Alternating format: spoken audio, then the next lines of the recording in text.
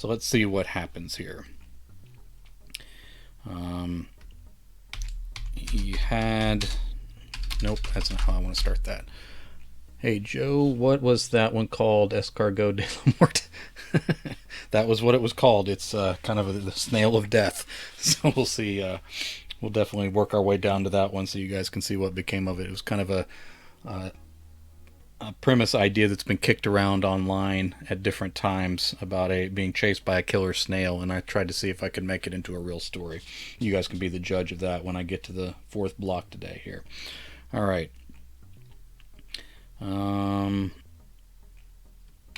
He opened his eyes lying on his back in the empty parking lot. Alright, sounds like it's about someone eating bad snails. Not quite, not quite. I think the snail is the monster in that one. He opened his eyes lying on his back in the empty parking lot. From there, he wasn't really sure what the hell was going on. The pavement, let's say asphalt. The asphalt was cold instead of hot. And that was a change in temperature from the sunny day in which he fell. I'll leave it at that. Alright. Alright. His scaffolding was gone.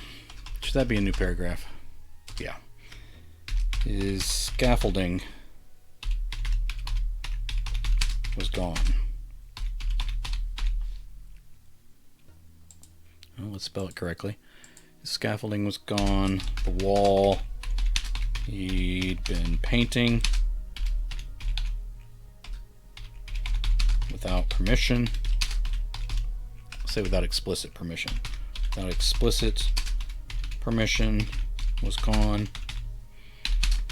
The crowd that had gathered had vanished. The police... Alright, hold on, let me put a new period there. The police who climbed up to remove him from his platform were nowhere in sight.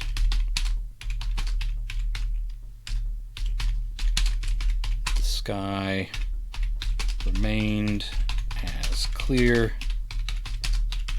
as the summer day he had started, but it was a bitter winter cold now. Alright, Joe says, hope you're doing well. I just ordered some garlic parmesan wings. Looking forward to that. Good stuff, man. I'm having to watch what I eat now. I've been kind of depression eating. You know, like I've had some blues since I had the heart attack back in January, and so I'll be doing really. I've been real consistent with exercise. I've been relatively consistent with diet, but then I'll get to a moment where I'm just like screw everything, and then we'll just eat a lot of stuff that I'm not supposed to. Nothing insane, but enough to where I kind of undo my calorie deficits for the day and all that kind of stuff. So I'm trying to get back on track with that. But Parmesan wings sound great. Garlic Parmesan wings. Tom, thanks for being here, buddy. Appreciate it. Good to see you around. Calamari de la Mort. Good stuff, man. That would be a better story. Calamari is a much better villain than the snail. You really got to work at the snail to make them even remotely scary. So hopefully we'll get to that here soon. All right, let me name this character. Antonio Lauren. Rich says, I do a lot of depression eating. It is hard not to sometimes. I'm actually, as far as as far as depression goes, as far as heart attacks go, I did great, and as far as depression goes, I'm doing fine. I kind of have this. I'm kind of in this weird state where I'm of two minds, because like I'll start a lot of things that I start during the day. My mind will tell me, well, in 100 years, 1,000 years, this won't matter. I'm not going to dig too deep into my thinking in that regard, because I don't want to convince any of you to be depressed either. But I'll have that mindset, but I know that I've had chemical reactions since the heart attack that spur that. So there's a certain number of people that feel that anyway. So I'm able to take a step back and say, okay, I'm feeling that right now, but it's not real. This is temporary. I'll get over this feeling, that kind of thing. I'm not opposed to taking medicines or anything like that. I got a doctor looking over me, and they want to go a few weeks in, because sometimes this style of depression goes away after a few weeks, because it is connected to a cardiac event. I do have a lot of comorbidity, so there's a good chance that it might continue, and then we'll look at it. So I don't want anybody to think that I'm sounding like I'm not willing to take medicine if we decide that's the course to take, but we're looking at it anyway. And so it's a strange place where like I'm feeling those depressive feelings, but I'm also kind of taking a step back and able to look at it and look at it objectively and that kind of thing. And the doctor tells me that that's kind of the goal when you take the medicines. So it's not that it makes everything go away, but it's that you're able to take a step back, get perspective, and you don't feel you stay even or whatever. So it's kind of an odd place, but then also kind of the I guess the one conceit that I'm doing is that I'll get to a point where I'm feeling that way, and then I'll just decide to say screw it with the diet, and I'm constantly starting over. But that's part of the process, I think. Armand said I ate an entire DiGiorno stuffed crust pizza for lunch, napping on the horizon. There you go. I understand that. I've done tons of stress eating and then some eating out of boredom. There you go. Most of mine is mindless too. Part of my problem with any kind of dieting, and I'm not on like a crash diet. I'm actually my dieting is kind of medically locked, because they have to do stuff for my heart, got to do stuff for my kidneys. So I kind of have a prescriptive diet, as opposed to just let me pick something online and follow through with it. So it's not the same. It's not a lot of calorie counting. It's more like portion control and all that kind of stuff. But then also picking specific foods that aren't bad for your heart, that are low on saturated fat and stuff. And cutting out saturated fat, I'm finding is very, very difficult, because it apparently is in everything that tastes good. An entire DiGiorno pizza is equal to 3.5 Ambien. There you go. That's how you solve insomnia. That's what I'm going to tell my doctor. I'm like, listen, I'm not eating poorly. I'm trying to sleep well at night, which is very important. All right. If any of you are going through that, I sympathize with you. All right. Antonio Lauren climbed back up to his feet. There was some sort of department store across the lot that he didn't recognize. A group of women stepped out as another pair entered. There wasn't great signage though, and he watched the group go because there were no cars in sight. It's not it's not drugs, it's DiGiorno. There you go. Let's see, that's $1 million slogan. They'll never use it though. Too edgy and too clever. All right, and he watched the group go because there was no vehicle parked anywhere he could see. Let's say Antonio again. Anywhere Antonio could see.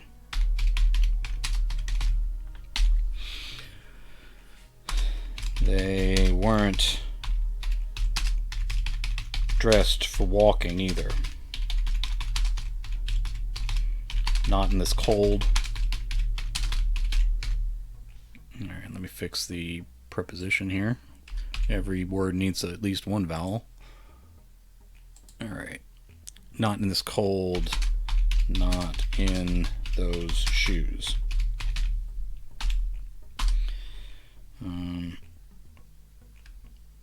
He sort of stood dumbfounded for a while, waiting for the world to make sense again.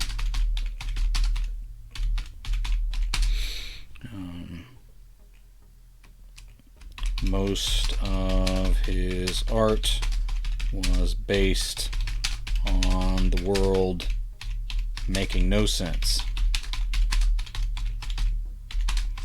Everything was meaningless.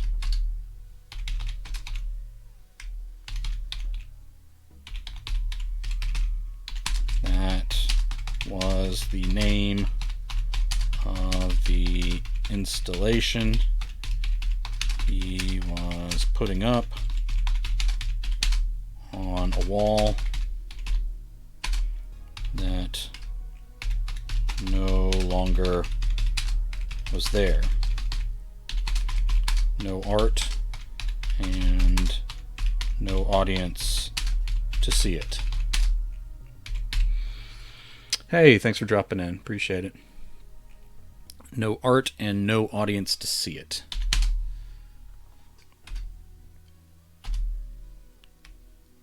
Antonio sensed his thoughts were moving slowly.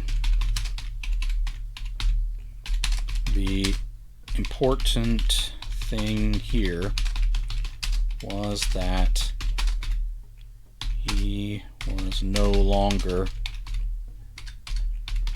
where he had been before the fall. So where was he? Was this even real? It felt real. The change in weather made no sense. Never mind the complete change in location. He started to cross the lot toward the building.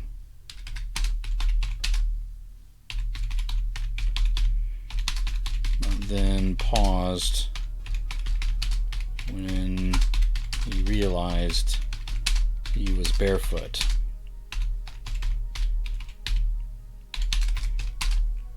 He was also wearing some sort of light linen suit instead of the jeans and paint spattered t-shirt. Okay. Paint spattered t-shirt he put on this morning.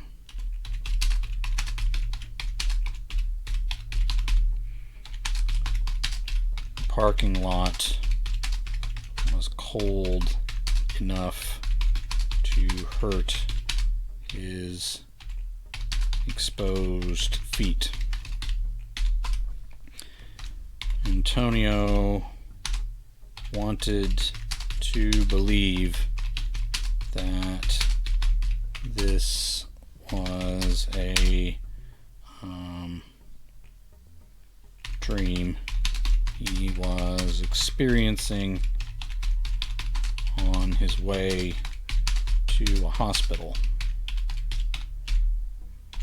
How hard had he hit his head anyway?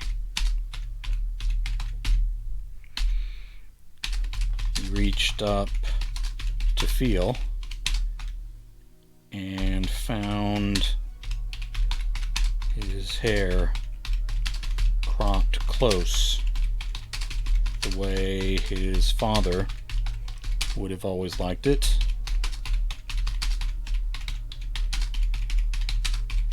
Instead of the dreadlocks he had worked so hard to grow. Sure, it was a dream, but he wanted to warm up and hoped the heat was on in that drab store.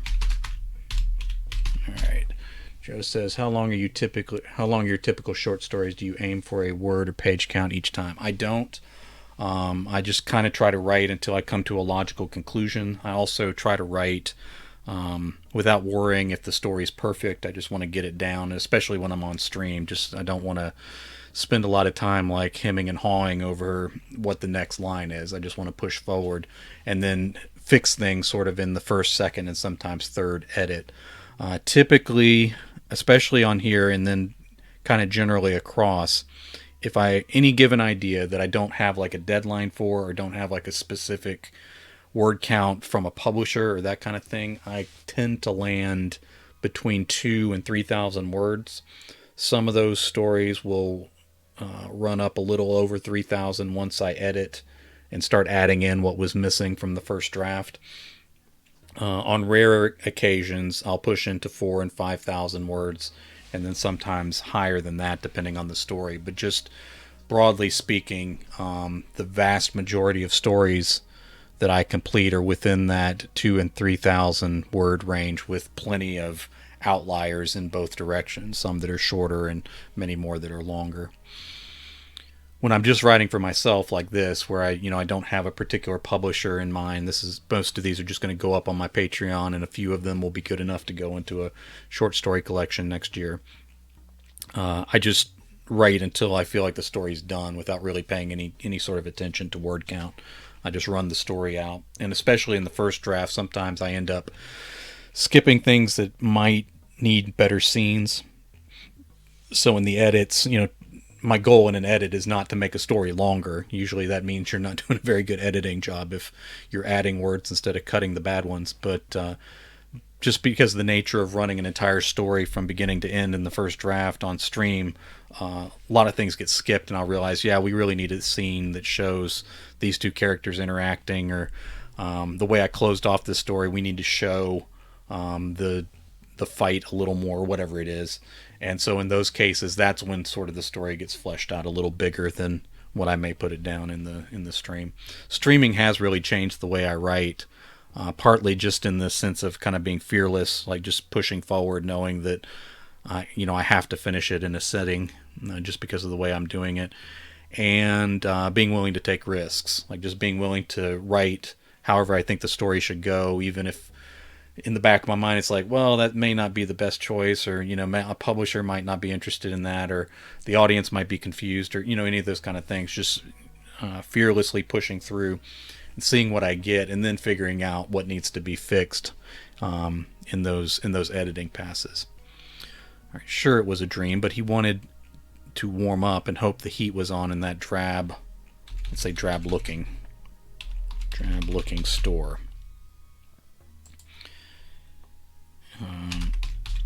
His feet felt blistered and numb by the time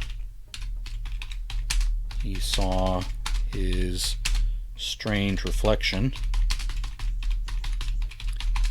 in the automatic doors.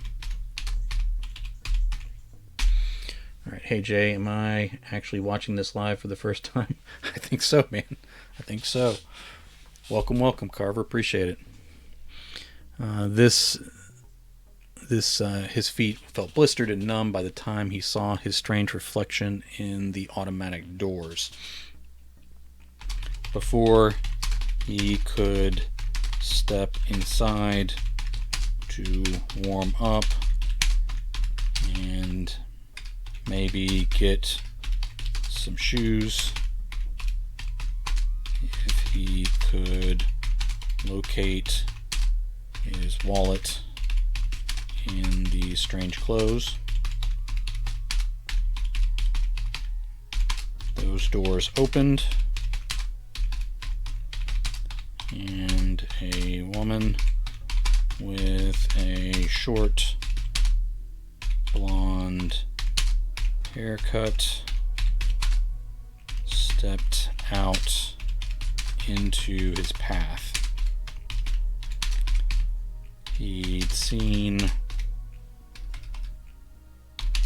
her kind before.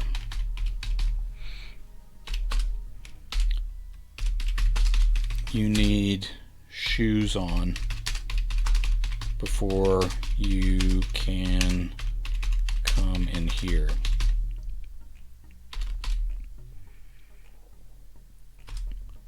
Let's say she held one hand up, just short of actually touching his chest. I'm not sure what's going on, ma'am.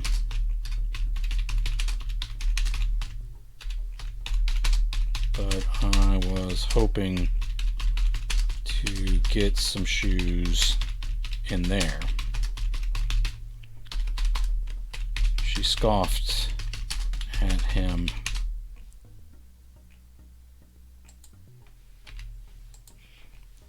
And said, there are places across town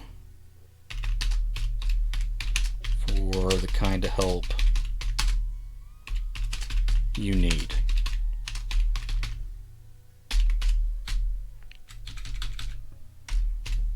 Alright. He chewed at the inside of his mouth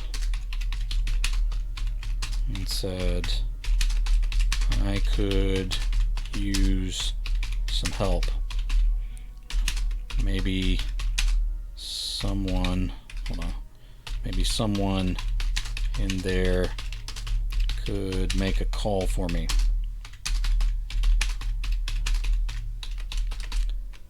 I don't think so.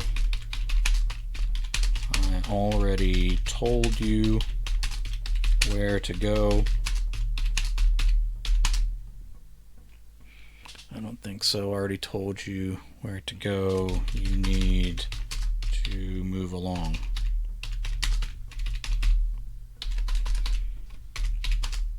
Do you work here? It doesn't matter, she said.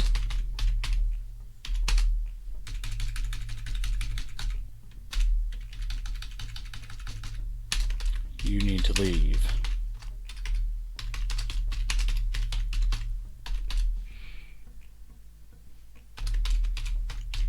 Maybe you could call me an ambulance.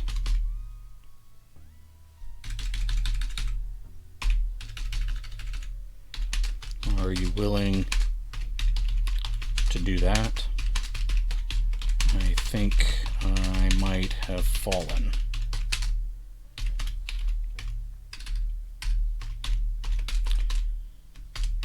Do you have ID, sir?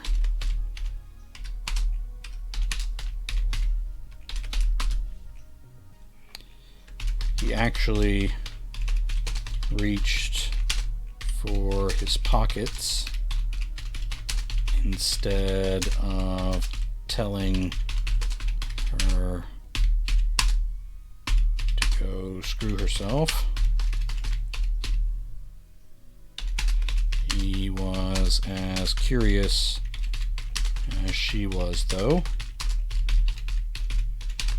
It appeared his wallet was back wherever his pants were.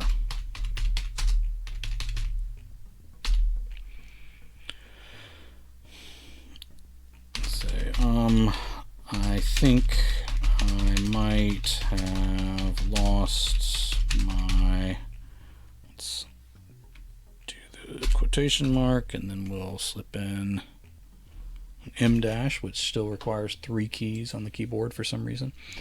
I think I might have lost my, of course you did. Well, I don't know why that's on a different level there. Okay. Of course you did.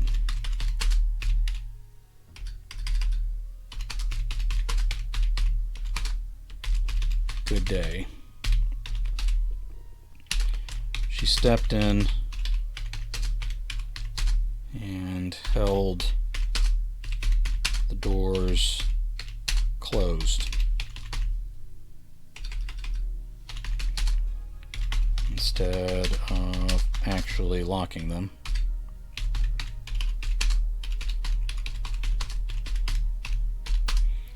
Antonio gave a cold sneer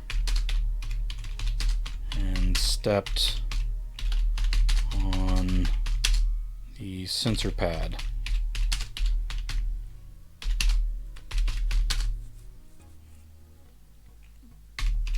The door popped open again, and she did her best to hold it closed, but ended up falling on her face.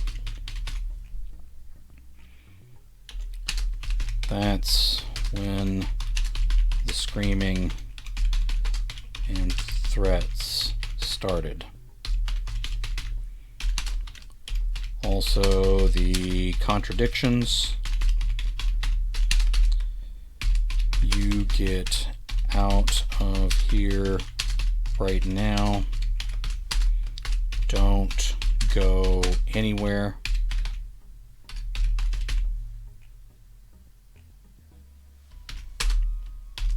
Give me your name. Despite his cold feet, he decided it was time to move on. Antonio covered the lot in the direction the last group of women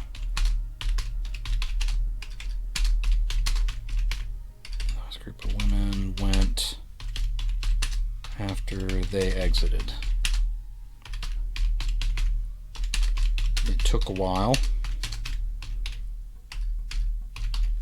and the angry woman barring the door continued to yell at his back as she rolled around on the ground. All right. The 4 lanes of the next road were empty.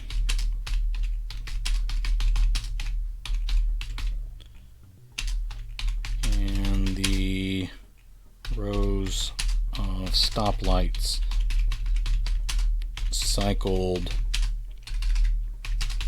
through their colors for the lack of traffic. He found himself on a new sidewalk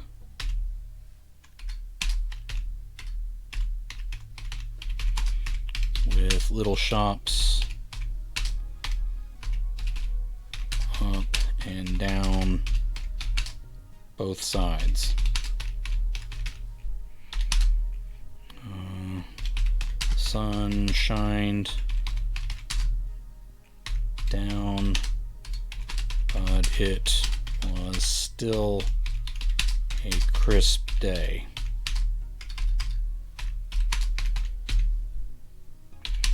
It was downright cold. Let me make that one word. It was downright cold when the wind blew through the street hard enough to rustle the leaves.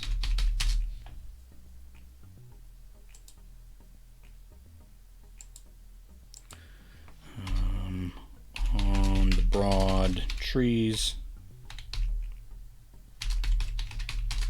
along the road, each in their own fenced area. All right.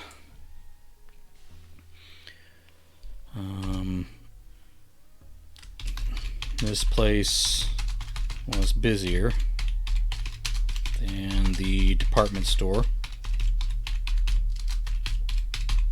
This place was busier than the department store. Lots of foot traffic. It appeared to be all young to middle-aged white women. Antonio both thought that meant it was a good neighborhood and also not so great for him.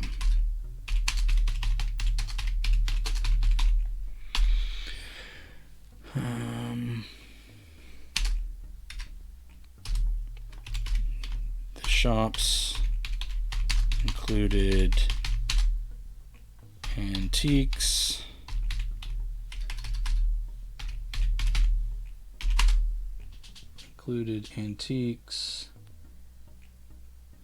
hair salons, yogurt shops,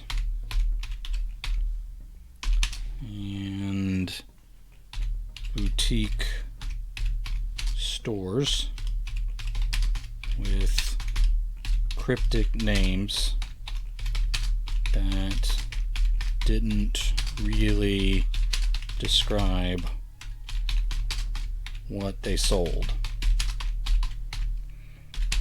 Based on the window displays,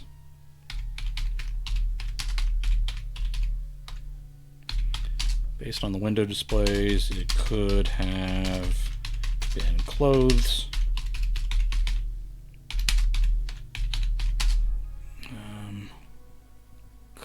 clothes, maybe specialty gifts, maybe engraving. Who knew? A few of the women nodded at him as he passed. Others crossed the street to avoid him. Nothing new there. Where the hell am I? A dark-haired woman with wrinkles around the corners of her mouth, turned sharply in his direction.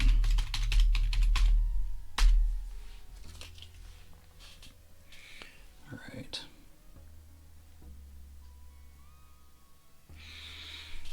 Okay.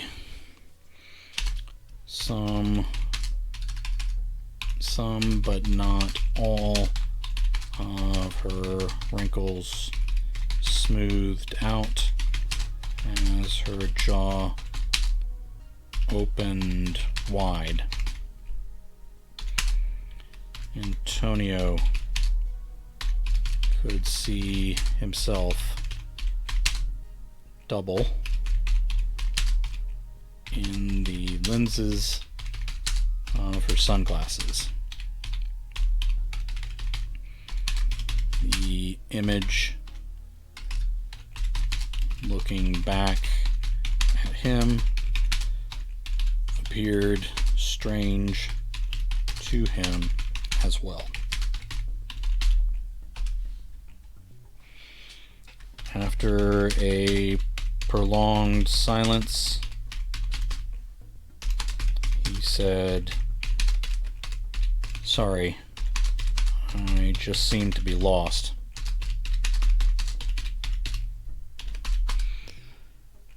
After a prolonged, she shook her head and said, "Language.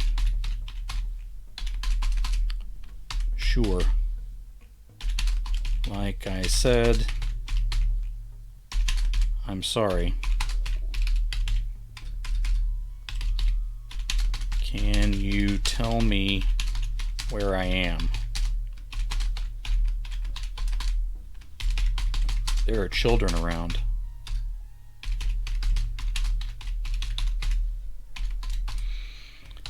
Antonio looked about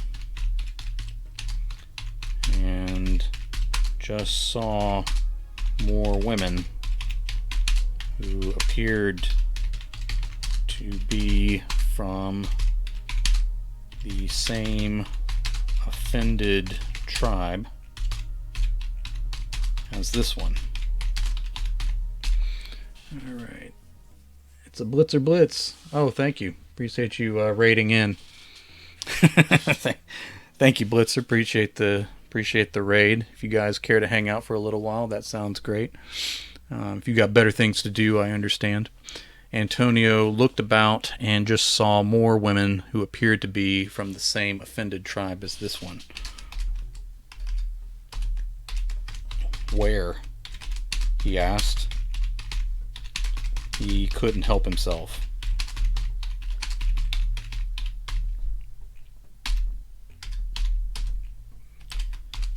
Never mind that.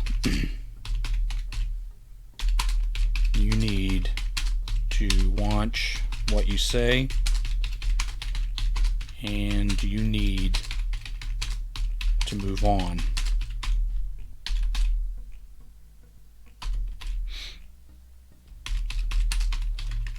You need to answer my question.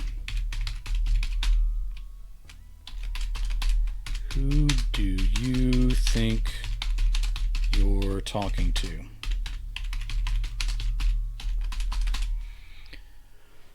I was curious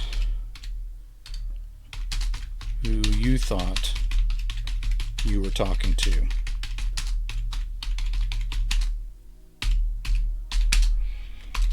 Maybe I'm a nice guy.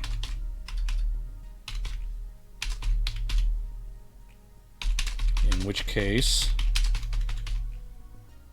you should be nice and help me. I don't know anything about you. That's true, ma'am. And that's the other possibility.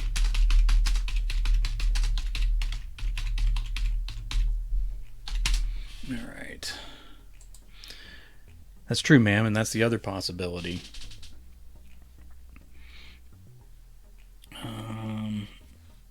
I could be a bad guy. In which case, talking to me the way you are could be a huge mistake. So either way,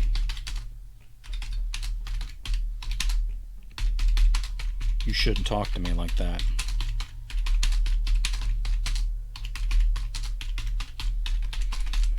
How dare you? You don't belong here.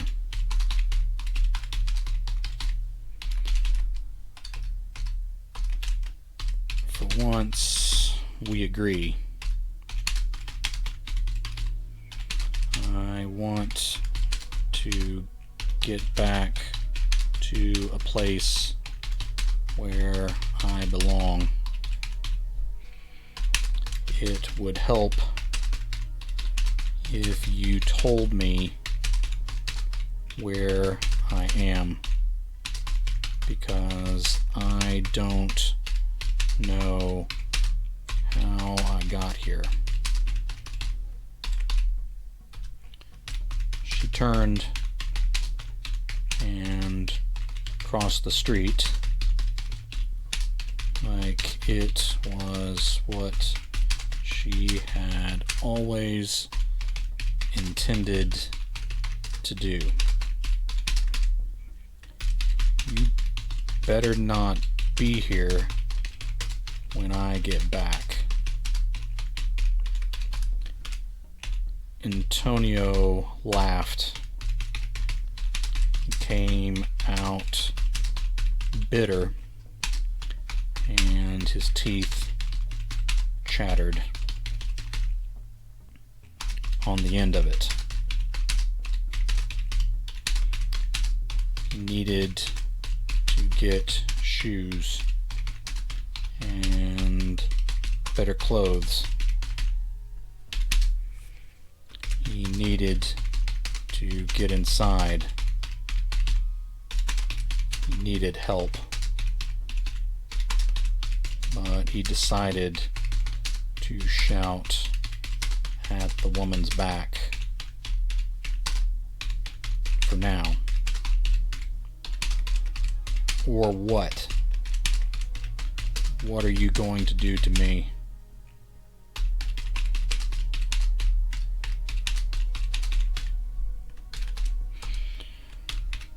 She had no answer, and a woman at an outdoor table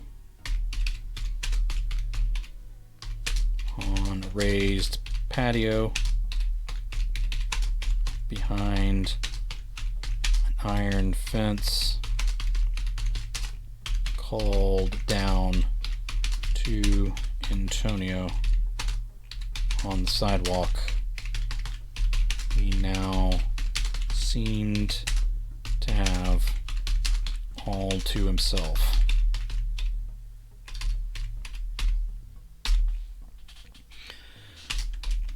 Never mind her. I keep making never mind a compound word, and I don't think it's supposed to be. Never mind her. She's not used to where we live now.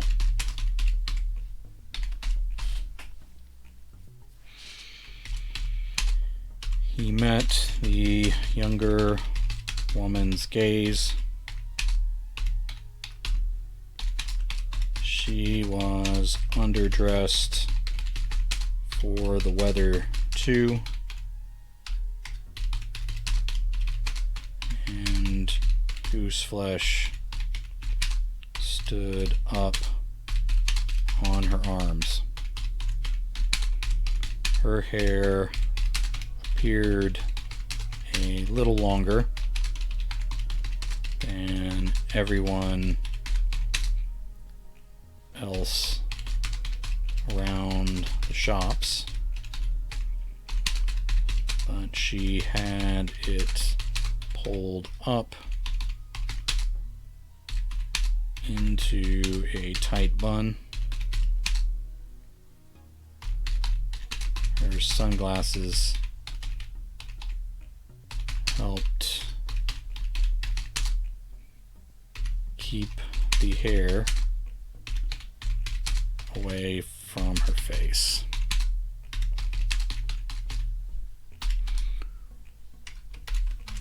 where are we right now, if you don't mind me asking?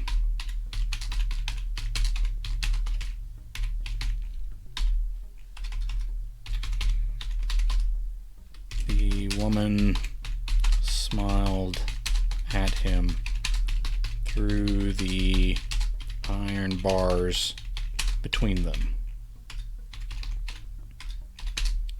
He wondered if that made her feel safer talking to a strange man without shoes on the street on a day like today.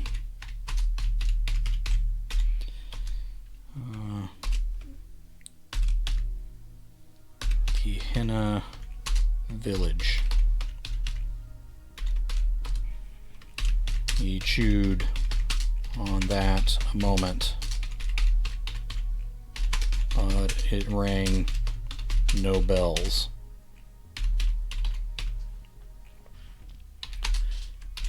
Can you tell me what this is close to?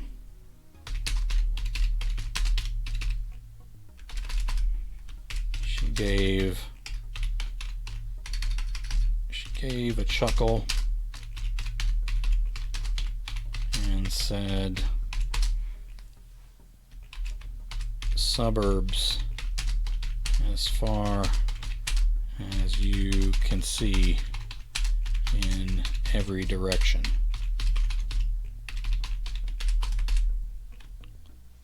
Suburbs to what, though? What city are we near?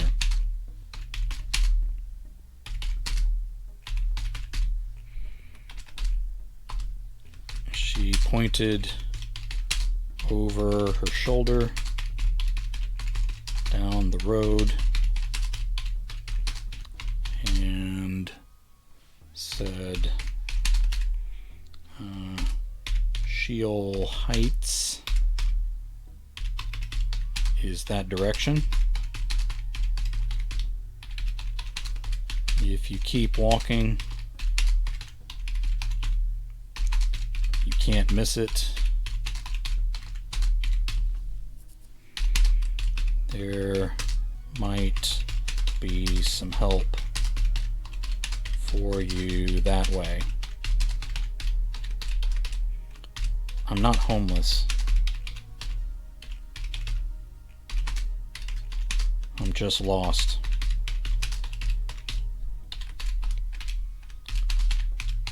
I didn't say you were.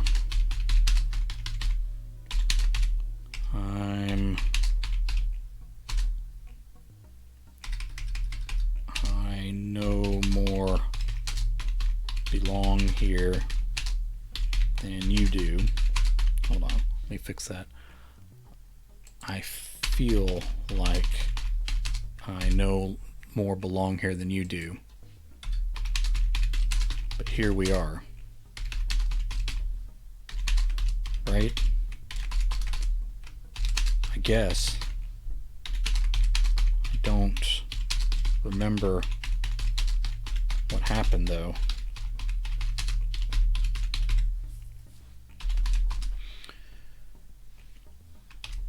She stood up, but left her plate and cup on the table. The woman shivered briefly, but then shook it off.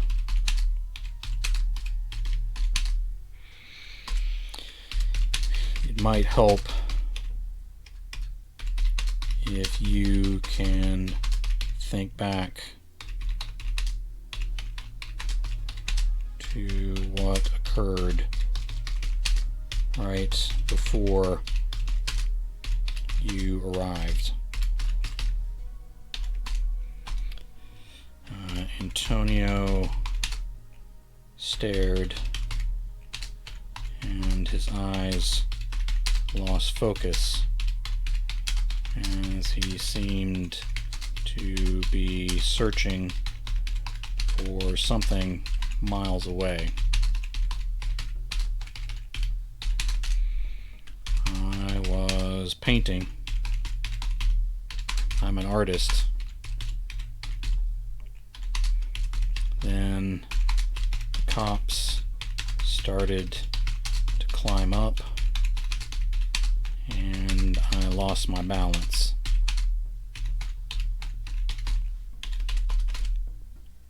So you fell, she said. Yeah. But what does that have to do with being here?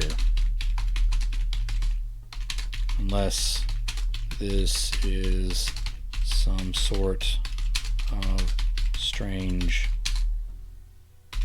hallucination. No, sir. This is real.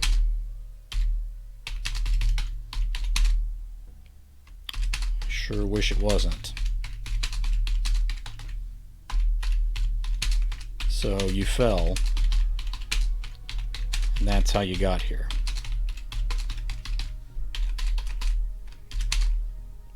Alright, let me put a quotation mark at the beginning of her stuff. So you fell, and that's how you got here. I don't understand.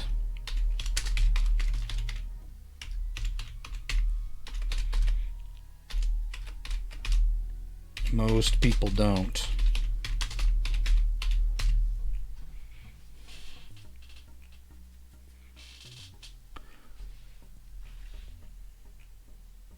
Most people don't. I think that's how... Most people don't. I think that's how they cope with the reality of being here forever.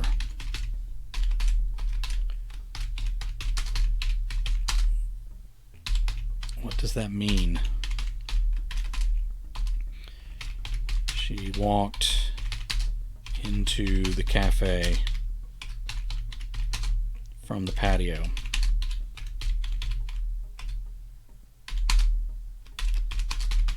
Can't help you. Can't help you more than that. You might find what you need down the road.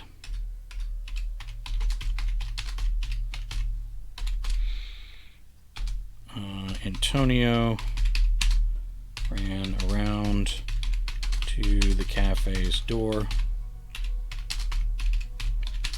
He knew he was acting crazy, but she was the only one who had spoken to him like a person. Before he got there, the door opened and a large woman blocked his way. Can I help you, sir? All right.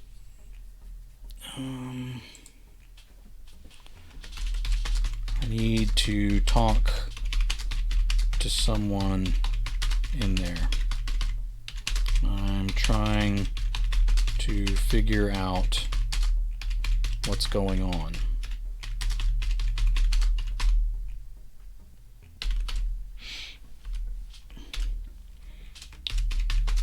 You need to move on. You're not wearing shoes.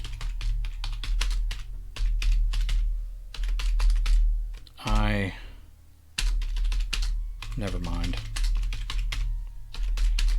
He turned and moved up the sidewalk with the entirely female population of Gehenna Village, giving him a wide path. The shops gave way to rows and rows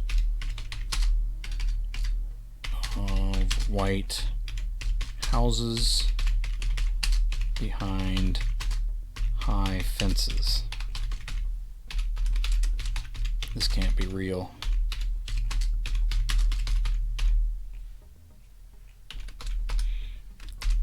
No one contradicted him as he watched faces peek at him through high windows. He could almost see them holding their cell phones. Uh-oh. Looked like OBS was trying to disconnect and reconnect. Everybody still hears me okay?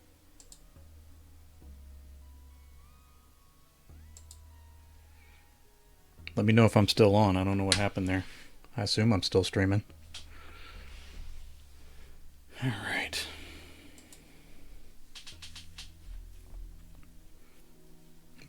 Be weird if I was just talking to myself now.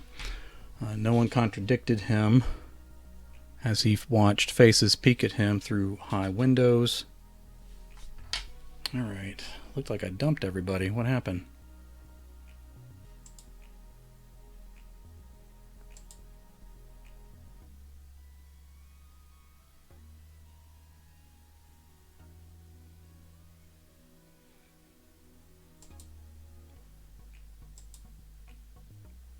Can everybody hear me?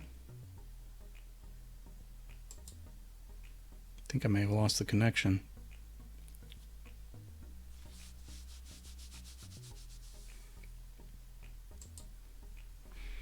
Might have to try again tomorrow. I don't think I'm in there. A little bit of internet glitch there. You're coming through fine. Okay, good. I was getting messages that OBS was disconnecting and reconnecting. It looks like I'm still streaming and still recording, so we'll keep going if we can. All right. No one contradicted him as he watched faces peek at him through high windows. He could almost see them holding cell phones at the ready in case he approached. All right. I have no idea where this story's going, so let's see what we can do here. All right.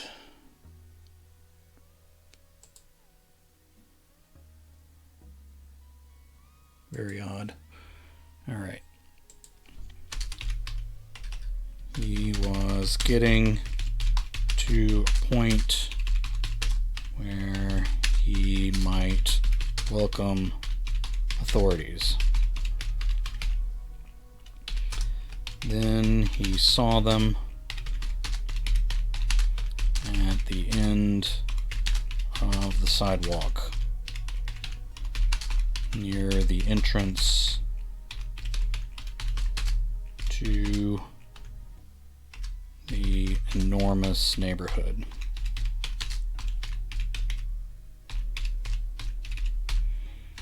There was some sort of symbol on the brick.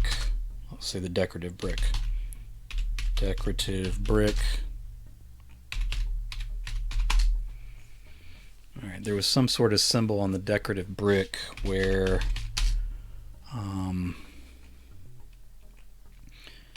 the neighborhood sign would normally be.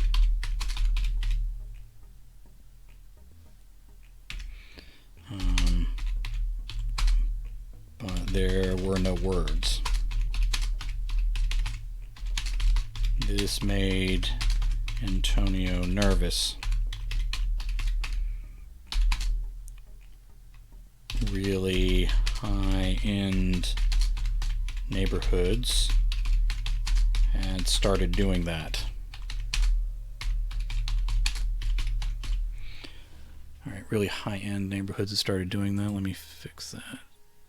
Okay.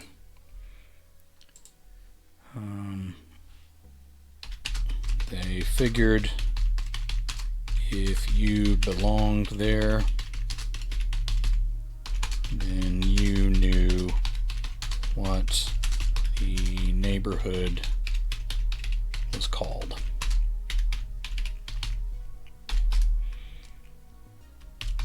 This group of women standing there as if they expected him did not look all that welcoming.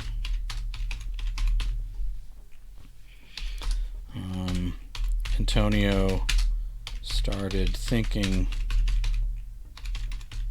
about what the last girl told him. The last girl said to him. How had he gotten here? He fell. What did that mean? A coma dream?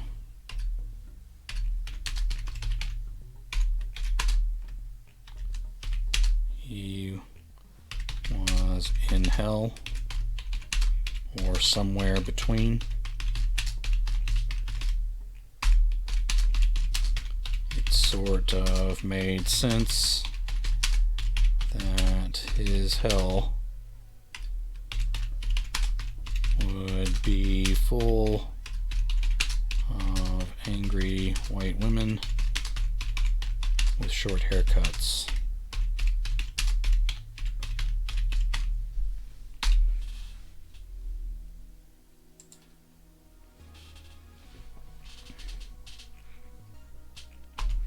All right.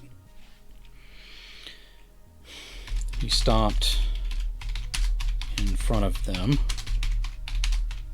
and waited for them to tell him he didn't belong. Squad, I love it. Good stuff. He stopped in front of them and waited for them to tell him he didn't belong. But this was where the sidewalk ended.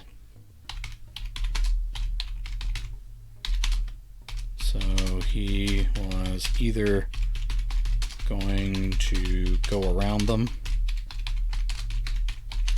and walk down the center of the cold street, maybe hoping for a car to hit him or some authority to pick him up, or he was going back the way he came, for whatever that meant.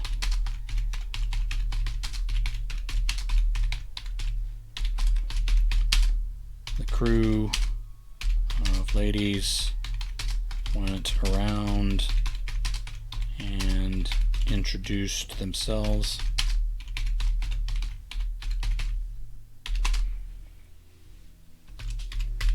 Tori, Lexi,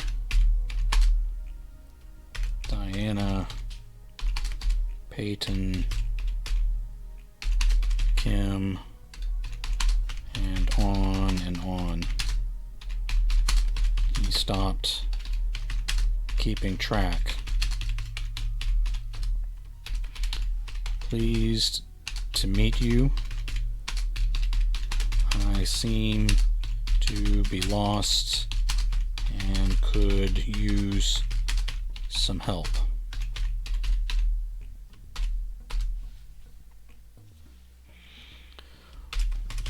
Well, we're here to welcome you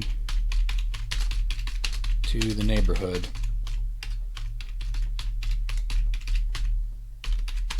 The one that may have been Tori said.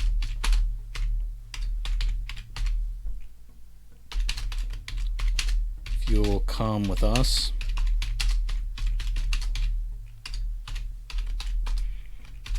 he reluctantly followed through the nameless gate. The nondescript houses passed on both sides as they all moved through the street. Women watered lawns despite the cold.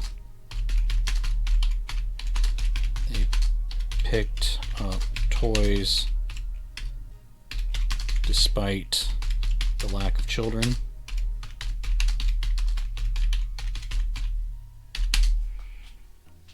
They spoke behind their hands to one another as Antonio passed.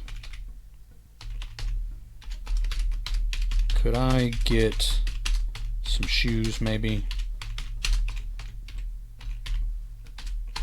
Or make a phone call?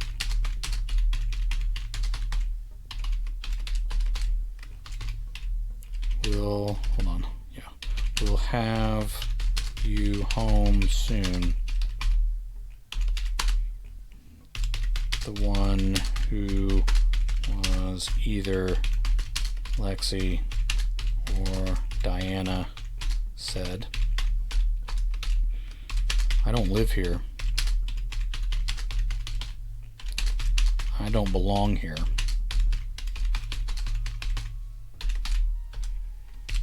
The women giggled.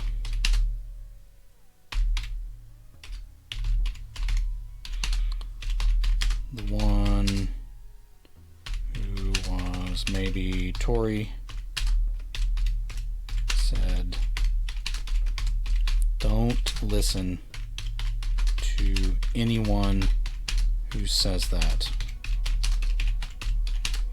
Diversity is good for the neighborhood."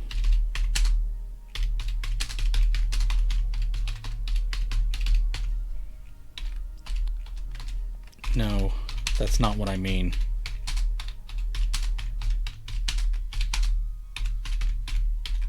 Let me have him say something else here. Say thanks. But no, that's not what I mean.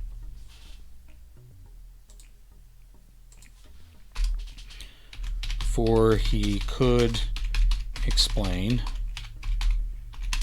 the women talked over one another, explaining to, before he could explain, talking over one another, reciting all the neighborhood rules.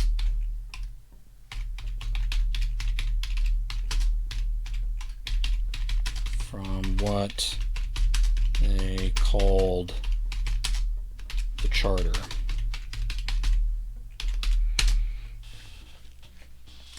There were too many to remember. There were too many to remember. Harder than recalling all their names. He zoned out and kept following through one turn after another, deeper and deeper into this neighborhood.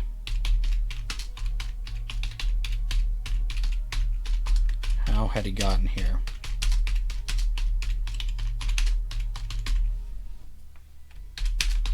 fallen.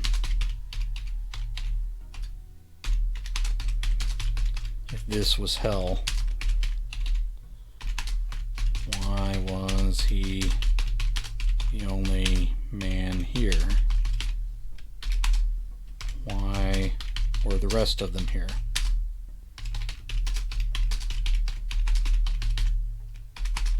What had he done in life to deserve the same place they had earned? He didn't like the... Okay, I need to put a question mark there. He didn't like the implications of that answer. Antonio kept going, hoping maybe there was a warm house at the end of this tour.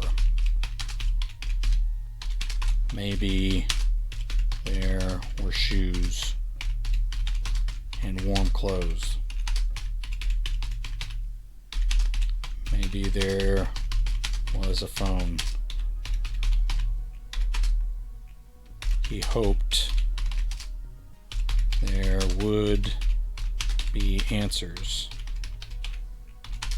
but that hope was very thin. All right.